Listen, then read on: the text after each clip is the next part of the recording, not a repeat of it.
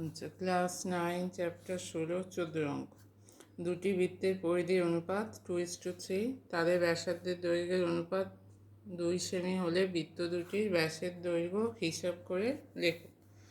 আচ্ছা, প্রথমে বৃত্ত দুটির ব্যাসার্ধ ধরে নেওয়া হয়েছে R1 R2 R1 R2, তাহলে পরিধির অনুপাত R1/R2 2/3, তাহলে 3R1 সমান 2R2, তাহলে R1 সমান 2/3 R2, তাহলে R1 সমান হচ্ছে R2 2/3 অংশ, তাহলে এখানে বড় ব্যাসার্ধ কোনটা?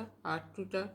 এবার এদের দৈর্ঘ্যের অন্তর হচ্ছে, ব্যাসার্ধের দৈর্ঘ্যের অন্তর হচ্ছে 2 সেমি, তাহলে এখানে বড় থেকে ছোটোটা বাদ যাবে, R2 - R1 সমান হচ্ছে 2, R2 যেমন আছে থাকবে, R1-এর জায়গায় 2/3 R1, এই 2/3 R2 সমান 2, 3 লসাগু 3R2 - 2R2 সমান হচ্ছে 2, সমান R2/3 সমান 2, R2 সমান হবে 3 × 2 6 সেমি। এটা হচ্ছে একটা বৃত্তের ব্যাসার্ধ। কী চেয়েছে? বৃত্ত দুটির ব্যাসের দৈর্ঘ্য। তাহলে বৃত্ত দুটির ব্যাসের দৈর্ঘ্য কী হবে? ব্যাস একটা 2R1, একটা হচ্ছে 2R2।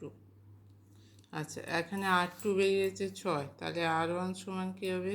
2/3 R2, 2/3 গুণিতক 6, 2 সমান 4, 2R1 2 গুণিতক 2, 2R2 2 গুণিতক 6, তাহলে R2-র মান 6, R1 হচ্ছে 4 সেমি, তাহলে 2R1 হচ্ছে প্রথম বৃত্তের ব্যাস, তাহলে 2 গুণিতক 2 4 সেমি, এই 2 গুণিতক 4 হচ্ছে 8 সেমি, দ্বিতীয়টা হচ্ছে 2 গুণিতক 6 12 সেমি, তাহলে দুটো বৃত্তের ব্যাস হচ্ছে 8 সেমি এবং 12 সেমি।